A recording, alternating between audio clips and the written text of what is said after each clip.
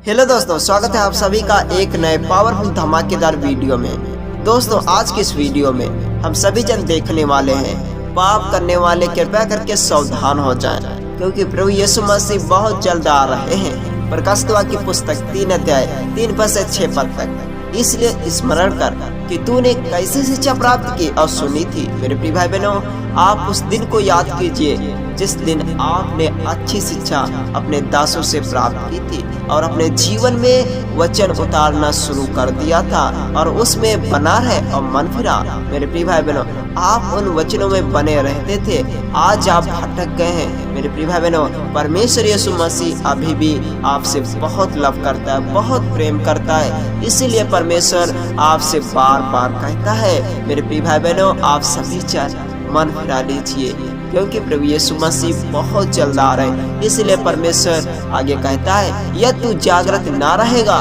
तो मैं चोर के समान आ जाऊंगा और तू कदापि ना जान सकेगा कि मैं किस घड़ी तुझ पर आ पड़ूंगा। मेरे प्रिय भाई बहनों, प्रभु यीशु मसीह गुप्त में आएंगे।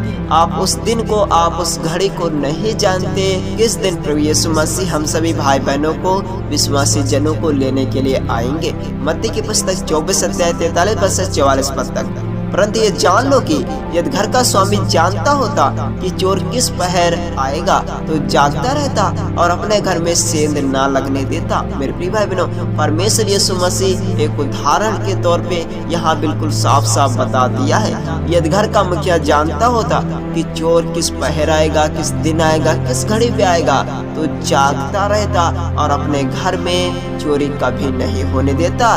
इसलिए तुम भी तैयार हो, क्योंकि जिस घड़ी के विषय में तुम सोचते भी नहीं होगे, उसी घड़ी मनुष्य का पुत्र आ जाएगा। मेरे प्रिय भाई बहनों, परमेश्वर यीशु मसीह बिल्कुल साफ साफ बता दिया है। जिस दिन के विषय में, जिस घड़ी के विषय में आप अपने मन के अंदर सोचा भी नहीं होगा, आप अपने विचार के अंदर सोचा नहीं होगा कि यीशु मसीह इस समय आएंगे, इस टाइम आएंगे। परमेश्वर का वचन कहता है, मैं उसी टाइम आएंगे। मेरे प्रिय भाई बहनों, परमेश्वर गुप्त में आएगा। परमेश्वर एक चोर के समान आएगा। अगर मेरे प्रिय भाई बहनों, परमेश्वर चोर के समान ना आए तो आप परमेश्वर को कैसे पकड़े जाएंगे? परमेश्वर यही तो चाहता है कि मैं गुप्त में जाऊंगा, कि देखें कितने लोग हमसे प्रेम करते हैं, कितने जन हमारे आज्ञाओं को मानते हैं। और परमेश्वर आपकी इच्छा को चुनने का अधिकार दिया है। प्रकाशित वाक्य की पुस्तक 16 अध्याय 15 पद। देख, मैं चोर के समान आता हूँ। धन्य है वे जो जागता रहता है और अपने वस्त्र की चौकसी करता है कि नंगा ना फिरे। मेरे प्रिय भाई बहनों, वचन यहाँ पे बिल्कुल साफ साफ कहता है, मैं चोर के समान आ रहा हूँ। धन्य है वह पुरुष जो जागता रहता है, वचन में मजबूत बना है, पापों का जीवन नहीं व्यतीत कर रहा है, पवित्रता का जीवन व्यतीत कर रहा है, वो पवित्रता में चल रहा है, वो जाग रहा है। वो इसलिए जाग रहा है कि वो नंगा ना फिरे, क्योंकि जब प्रभु यीशु मसीह हम सभी को लेने के लिए आएंगे तो परमेश्वर हमें एक स्वर्गीय शरीर देगा, परमेश्वर हमें स्वर्गीय वस्त्र देगा। इसीलिए वचन कहता है, आप उस दिन की चौकसी करो जिस दिन प्रभु यीशु मसीह आपको एक स्वर्गीय शरीर देगा, स्वर्गीय वस्त्र देगा, ताकि आप इस संसार में नंगे ना फिरे। परमेश्वर आपका नंगापन ढांक देगा। इसीलिए मेरे प्रिय भाई बहनों, आप सभी को अपने चरित्र की चौकसी करना है और परमेश्वर के वचन में आपको प्रतिरोज बढ़ते जाना है और पवित्रता का जीवन आप सभी को व्यतीत करना है। आप उस दिन को सोचिए जिस दिन आपको परमेश्वर स्वर्गीय शरीर देगा, परमेश्वर आपको स्वर्गीय वस्त्र देगा। आप उस दिन की आशीष को ना मेरे प्रिय भाई बहनों खोइए। इसलिए परमेश्वर का वचन कहता है, अपने वस्त्र की चौकसी करो ताकि आप नंगे ना फिरे। पर हाँ, सरदीस में तेरे यहाँ कुछ ऐसे लोग हैं जिन्होंने अपने अपने वस्त्र अशुद्ध नहीं किए, वे श्वेत वस्त्र पहनाया जाएगा और मैं उसका नाम जीवन की पुस्तक में से किसी रीत से ना काटूंगा, पर उसका नाम अपने पिता और स्वर्गदूतों के सामने मान लूंगा। मेरे प्रिय भाई बहनों, जो लोग पवित्रता का जीवन व्यतीत कर रहे हैं, वे अपने शरीर की चौकसी करते हैं, वे अपने चरित्र की चौकसी करते हैं और उस दिन की चौकसी करते हैं जिस दिन प्रभु यीशु मसीह उन्हें सफेद वस्त्र पहनाएगा, श्वेत वस्त्र पहनाएगा, स्वर्गीय शरीर देगा, स्वर्गीय वस्त्र देगा। मेरे प्रिय भाई बहन, परमेश्वर का वचन कहता है उन्हें बस पहनाया जाएगा जिन्होंने इस संसार में रह के पापों से अपना वस्त्र अशुद्ध नहीं किया है, और मैं उसका नाम जीवन की पुस्तक में से किसी भी रीत से न काटूंगा।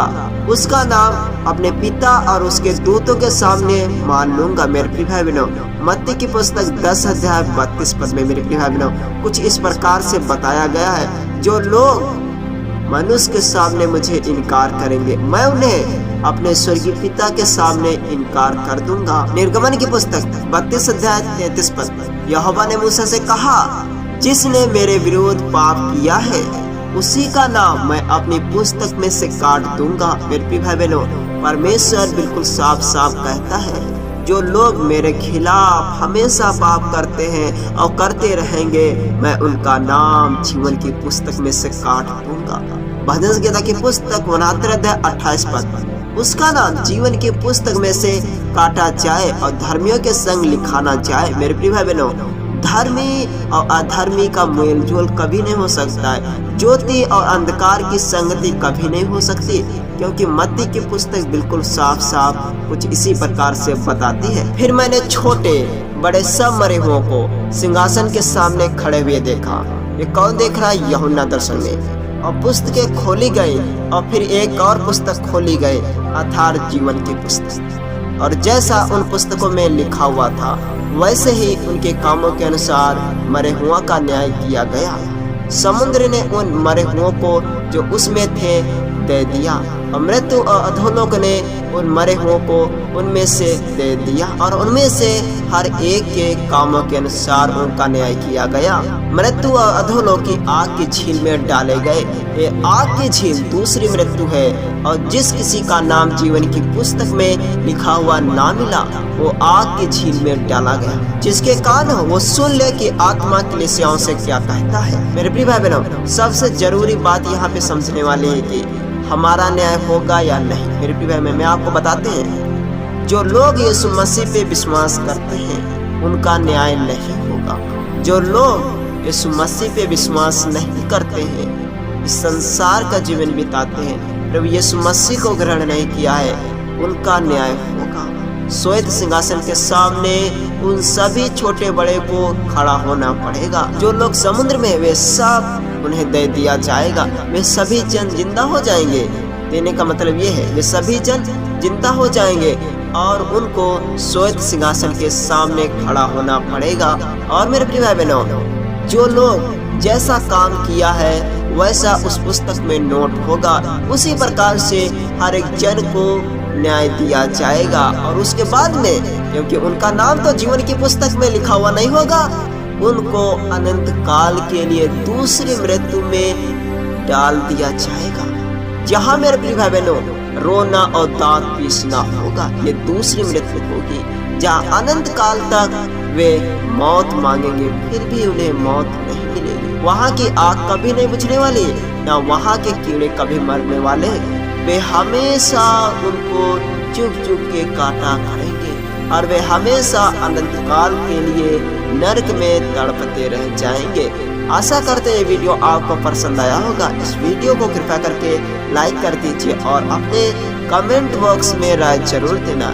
चलिए दोस्तों, आज की वीडियो से आप सभी जनों से अलविदा लेते हैं। जब तक आप सभी मसीह भाई बहनों को जय मसीह की।